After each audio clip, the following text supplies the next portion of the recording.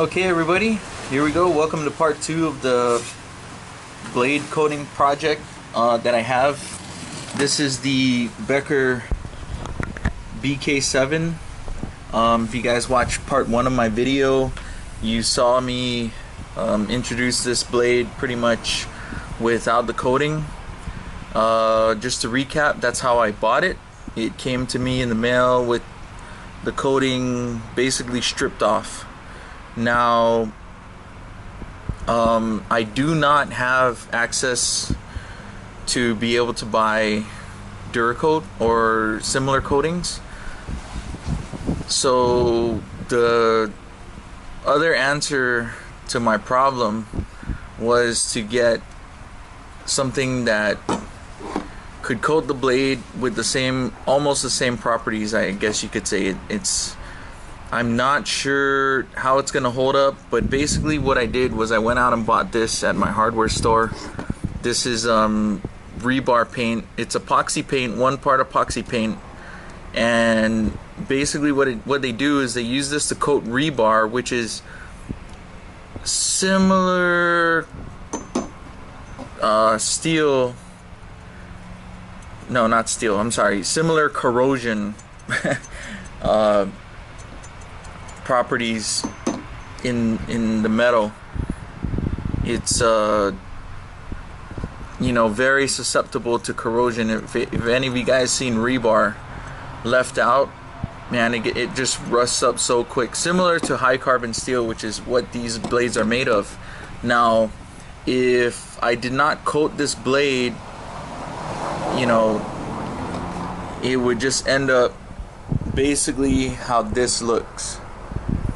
If you guys saw part 1 of my video, I showed you what this looked like after I brought it to the beach and someone used it to prep some food. They cut onions, and you could just see where the juice from the onions had changed the color of the blade.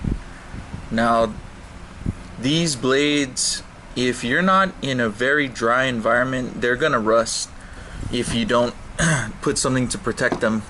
Now, you can see on the Ontario SP50, you could see there some rust on the leading edge of the blade. Now, this is the only exposed edge, or sorry, not exposed edge, but exposed part of the blade that, you know, that's always pretty much gets uncoated. Because what happens is I coat my blade with this, and what happens is the coating rubs off, and then this is what you got after being exposed. You can see the top part there.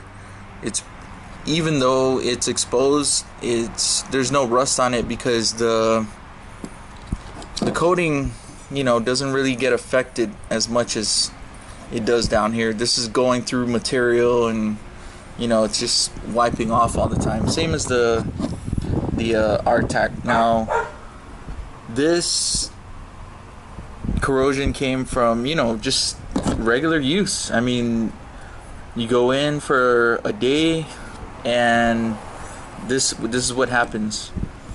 I came back, I cleaned the blade, I put the frog lube, but it once this happens, there's nothing you can do about it. The frog lube isn't going to help you. You can get some steel wool, or, you know, crumple up some tin foil and just rub it off, and it'll clean what it can clean. But the rest, you know, you're just gonna have to deal with it. And so that's why, I mean, for me, my environment, coating my blade is very important. I don't have the luxury of leaving my blades uncoated because, you know, again, the humidity here, this is what's gonna happen.